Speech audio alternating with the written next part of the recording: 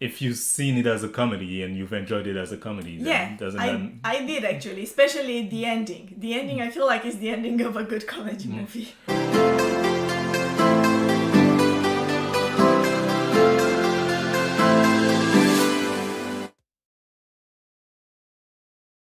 What's up, everybody? I'm Rick. And I'm Anna. And welcome to our bucket list channel, a channel in which we try to realize the goals and dreams that are on our bucket list. Today we're working on one of those goals, which is to watch every movie that was nominated at the Academy Award from 1927 to 2028. The movie we're talking about today is Bad Girl, a 1931 movie that was nominated for a fifth Academy Award. Because right now we're starting our fifth Academy Award, but our sixth year total. And we've watched a total of 29 movies with this one. So we're slowly chugging along with this goal. The way we're going to do it is the first part is going to be spoiler free for those of you who want to hear about the movie but not necessarily want to get spoiled. Second part, we'll get deeper into a certain story element, so we will spoil the story. We'll warn you before we get there though. And at the very end, we will rank the movie amongst the other movie from the 5th Academy Award year. And so if you want to skip directly to that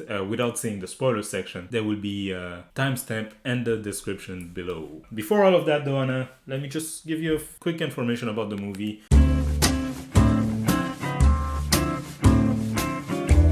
Okay, tell me. Yeah, so this is a Fox Film Corporation movie that came out in September 1931. It was interesting when I saw Fox Film, like a period before 20th Century and Fox merged to become 20th Century Fox, and before that entity got bought by Disney. Right, like that's a long time ago.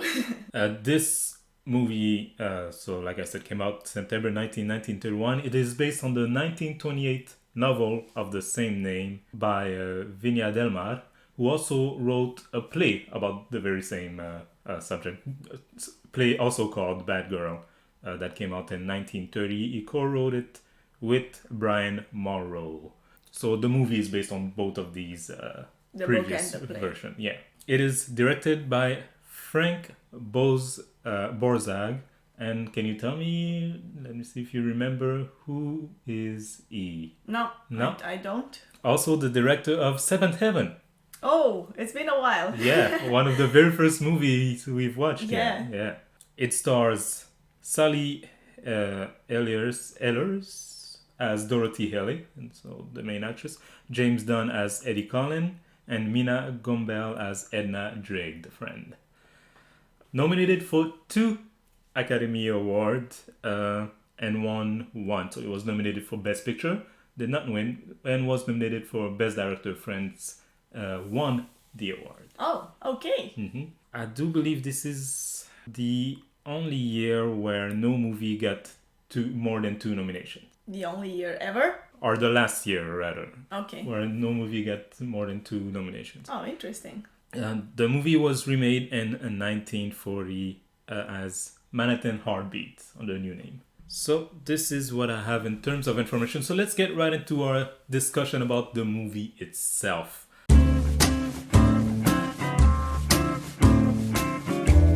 Anna, can you tell me, first of all, did you enjoy this movie? I did enjoy it. It was interesting to watch, I think. I remember asking you right when the movie was over, like, was this a comedy? Because it kind of feels like a comedy, and I feel like it kind of works like a comedy. But otherwise, it was an interesting story, a funny story, but a little bit annoying at times. Yeah? Yeah. Yeah, I can definitely go towards that direction too. Yeah, the characters behave in a very, strange way, and a lot of times you feel like all, issues that appear throughout the movie, or most of them at least, could have been avoided if the characters were not so strange, I think. I don't think strange is the right word here. They make decisions that don't really make sense sometimes.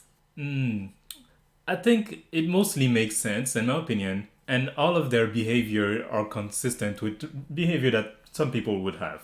It's not that far-fetched. Yeah, but what annoyed me is that they kept doubling down on that behavior even when it was obvious that was it's used too much as the reason why Yeah, exactly. things It are not feels going like well. it's like like it's taken a bit to the extreme, which is why I was thinking that it works as a comedy. You know, because in a comedy you will take whatever normal people would do that's questionable, but you take it to the extremes, you know, to create this like comic situation. Yeah. I mean, whether it's a comedy or not, that to me was irrelevant, because it is what you see it to be. And so, like, if you've seen it as a comedy and you've enjoyed it as a comedy, then I did actually, especially the ending. The ending, I feel like, is the ending of a good comedy movie. But also, to me, it's more, what you're talking about, it's more because it's a play. This is definitely a play that they filmed. I see what you you see what I mean? Yeah. And in a play, these type of behavior, you know, are exaggerated or put more into the forefront, because that's the type of medium that it is, you know. Yeah. When you're on stage to like entertain the people in the crowd. And so, like, I was watching it, and a lot of time I would definitely tell myself, this would play well in a theater setting. Like, this is definitely a play that they just took almost as is and made a movie out of.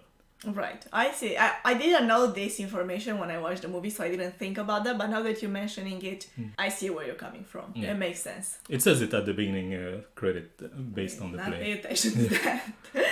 Let's get a bit more into detailed impressions. What did you think of the story itself? I mean, it's a nice story. It's a relatively simple story.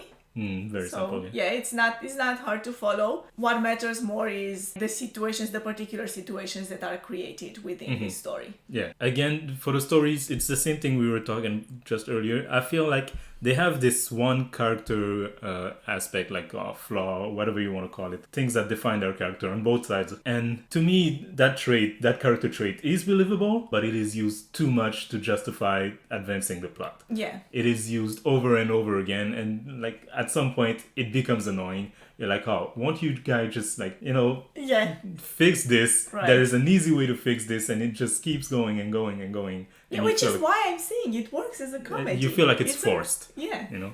But I don't feel like it's unbelievable. I feel like it's forced. Do you see the distinction here? Yeah, I agree. Yeah. I agree totally. But yeah, and so that was my main problem with the story. But other than that, it's pretty simple, like you said, and it's endearing. It's heartwarming at times too. Like, yeah, it is. That's true. A lot of it has to do with the performances of the actors. I especially liked the main male character. Yeah, me too. Yeah. I was gonna say that. I liked the female protagonist too, but I feel like the male protagonist did. Yeah, James Dunn. Yeah, he did a really good job. And so he makes you, at first I wasn't sure about him, but like really quickly into the movie, you're like, oh, I like this guy. Yeah, exactly. You know, and then you're on his side for most of the rest of the movie, even though sometimes he makes like questionable choices. Right. You still feel for him the whole time. Yeah. But the other two that I mentioned, Sally Heller and Mina Gumbel, also very good. The friend, felt like, yeah, she had a very like strong presence, and I feel like maybe at times her character was not that well like built. There were situations where I felt like, oh, now you're not playing your character, now you're just like put in a situation that you have to be put in order to serve the main plot. To serve the story, yeah. And we'll get more into that in the second part. But at times I felt like her character was robbed of her like individuality, you know? So I felt sorry about that, but it's the issue of the story writing, not the actress. The actress, I felt like she was really good. I can't pinpoint what you're talking about. I'm curious to hear what you mean. And then in terms of the look and sound of the movie, what were your feelings towards that? I think it looked really good.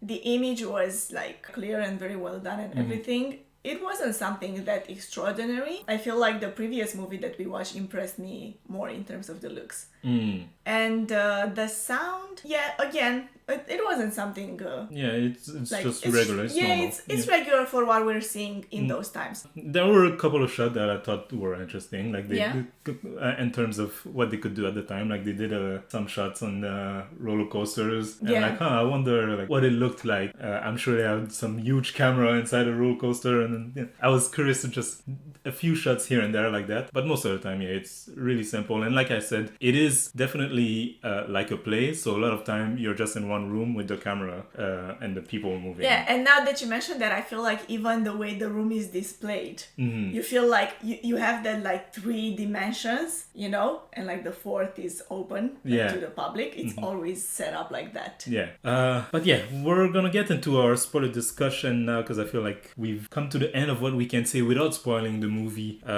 So if any one of you don't want to get spoiled, I invite you to like this video and come back later to this channel for another video, or skip to the ranking if you want to check that out. Timestamp in the description below.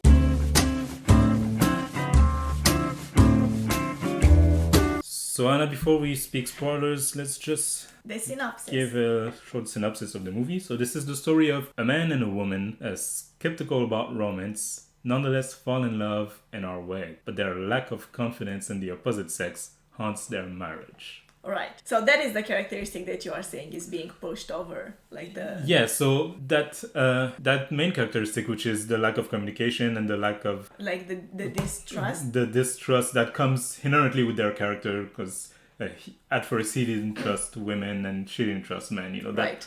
Before they started dating, they made it very clear that that's what their character were. And to me, like, I don't find that unbelievable as a character trait. Even the lack of communication, a lot of people have problem communicating their feeling, communicating their hardships, so it's not unbelievable, but it becomes annoying that they use that over and over again to push the story forward. Yes. And so all the situations that happens, especially in the later half, feel contrived, feel forced because they refuse to talk to each other, you know? Yeah, exactly. I agree with that. But I will say again what I already mentioned before. I feel like because of that, it works as a comedy, because that's what you do in a comedy, you know? You take a character with one flaw and then you push that flaw to the extreme. But it depends what kind of comedy, you know. I mean, you could do that. To me, like, even if that's what the movie was trying to do, the fact that I was annoyed by it means I that see. they didn't succeed. Yeah, You know? I guess. Because maybe they lacked other elements. It depends what kind of comedy, and even if it didn't want to be a comedy, like, to me that's irrelevant. Movie genres tends to be stretched out so much. Today's movie can be everything and anything, you know. Right. You can be a drama, comedy, and science fiction movie. You know, to try to pinpoint it would be to reduce exactly what the movie is trying to accomplish. So the genre itself, to me, is irrelevant. It's what they're giving me and how I receive it. Yeah. Like, is there a disconnect there? Was the point for me to be annoyed? If that was the point, then Then they they succeeded. But I somehow doubt that was the point. Yeah, I don't. You know? I think so too. Let's pick a few of these elements. So the big thing is that she is having her baby and he wanted to have his store, but now he has to shift away from the store because now we have to provide for this new family that will be coming in. But she thinks he hates babies and he thinks she hates babies. Right. And they never talk about it. And in fact, both of them want that baby. Exactly. And it just keeps coming back throughout the whole movie. Like, oh no, you hate baby, don't talk to me. But she doesn't even say it like that. Right. If at least she would get mad and say, you hate the baby, like I'm mad. But she doesn't. She just says, exactly. don't talk to me. And he says, okay, I'm not talking to you. And that's the whole movie, Yeah, basically. exactly. And it becomes annoying. Like, he gets a second job, two second job. He works at night and he gets a job as a boxer. For some Right, reason. which that was so random. And then refused to tell her why. He's getting more money for the baby, obviously. Right. Managed to get the doctor that she wanted. Refused to tell her that it's him who wanted to pay for it. You know, all of these things, they just add up. Like, every situation is only created by the fact that they don't want to talk. Yeah. And then when you take that out, there would be no story. That kind of tells me that the whole thing was forced. Yeah. I see what you mean, yes. The wedding itself was filled with confusion, you know. In the morning, she thought he abandoned her. Yeah, in the morning she thought that he wasn't gonna come. Yeah. But that also comes from her distrust of men in general. So I guess they were seeding the seeds right now that, like, Yeah. this is going to be an issue, you know. Yeah, exactly. And her friend was telling her, like, it's gonna be fine. He seemed like a nice guy. He's gonna come. But she distrusts men so much that, like, Yeah. not even a few hours has passed into the day and she already thinks he left and he's not gonna marry her, you know? Yeah, exactly. Going back to that scene, that is the scene in the morning of the wedding. That is the scene where I felt like the character of the friend was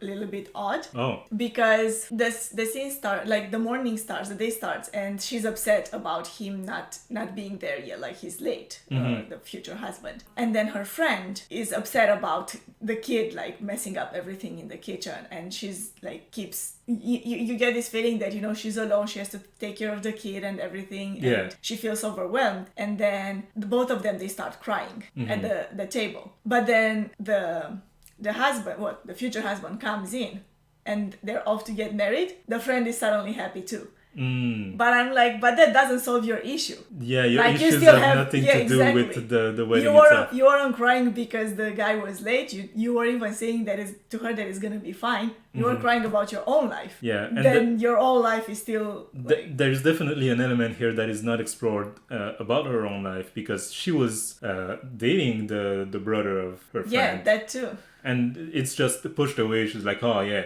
I saw his true colors yesterday, so thank God I'm not marrying him anymore. Yeah. And then they never talk about it again. Exactly. Like, I feel like the friend's character is built in a way just to support the main story.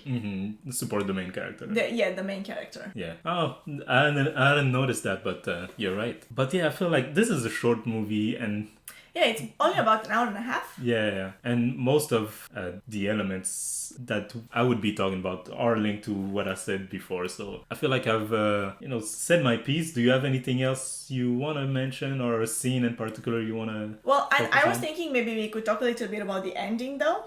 Oh, yeah. Because it was interesting, like how they solved the issue. Yeah, it's when he sees her panicking about the baby being gone from the room. Yeah. Oh, well, it's because someone comes and get a nurse in emergency, or the doctor in emergency. Like, there's something happening, you need to go. And then she looks around and see that all the other women have their baby. Yeah, and so her the baby must be the one who's having an emergency, so she panics. Yeah, exactly. And she panics and she tries to get her baby back, and then her husband sees her in that panic and realizes that, oh, you actually love this baby. Yeah. And then it's in that moment that they actually talk. They talk, and then she's like, I thought you hated the baby. Yeah, exactly. And then the conversation they have in a cab on the way home, where they're both like looking at the baby, and they're like, oh, look at him, he's so like this and like that, and they're proud of their newborn baby. That to me, it felt like the ending of a comedy movie. You create all these strange situations where you put your characters into, but then at the end, you give the solution to all their problems in such a simple way. Yeah. Like, they just end up talking about it. Something they could have done at any other point in the movie. Exactly. Like, I feel like there were a lot of moments where it looked like their marriage was like in shambles, and so at that point, wouldn't the husband be like, no, let's talk, Yeah, exactly. But no, they're not. Yeah. But yeah, and I felt like that ending, it worked in that way. Yeah, but I've been harping on that repetitiveness of the character tropes that annoyed me to a certain extent, but it doesn't mean that I wasn't entertained by the movie. It was a very entertaining movie. Again, the characters are endearing, especially the James Dunn's character. Like, I find that he was very lovable. The friend was also very likable. And the main girl too. You could understand her issues and her fears. I was entertained. I had fun, but every time like an issue would pop up, I'd be like, "Oh, not again!" Yeah, I see what you mean. But yeah, let's rank. It is time for rankings.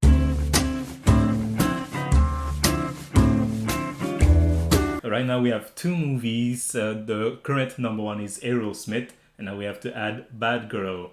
Will Bad Girl be number 2 or number 1? Where would you put it? I would put it in number 2. Number 2? Yes. Yes, I don't think there's going to be much of a debate here, because I would put it at number 2. Also, again, I had fun. I was entertained by the movie, but I don't think it's on the same level as Aerosmith. Aerosmith was, to me, a better made movie, like a better package. Much more complex and with layers and everything. But again, that's not what this movie was trying to accomplish. But whatever this movie was trying to accomplish, I don't think that was annoying me at certain parts. Right. And so I can't put it at number 1. So it'll be number 2. So the list right now is Aerosmith number 1 and Bad Girl number 2. That will be it for our review of Bad Girl, the 1931 movie. This review is again part of our greater goal to watch every Academy Award nominated movie until 2028. But this is just one of the items on our bucket list. There's 101 items on this bucket list, and this channel is dedicated to that. If you want to check that out, please subscribe, like this video if you did, comment in the section below what do you think about Bad Girl if you've seen it, and if you haven't, are you interested in seeing it now? Have a nice day. Is that it? Yes, that's it, and it's no it. Well, I didn't mean it that way. Let's not talk about it. That suits me too, kid. I thought it would.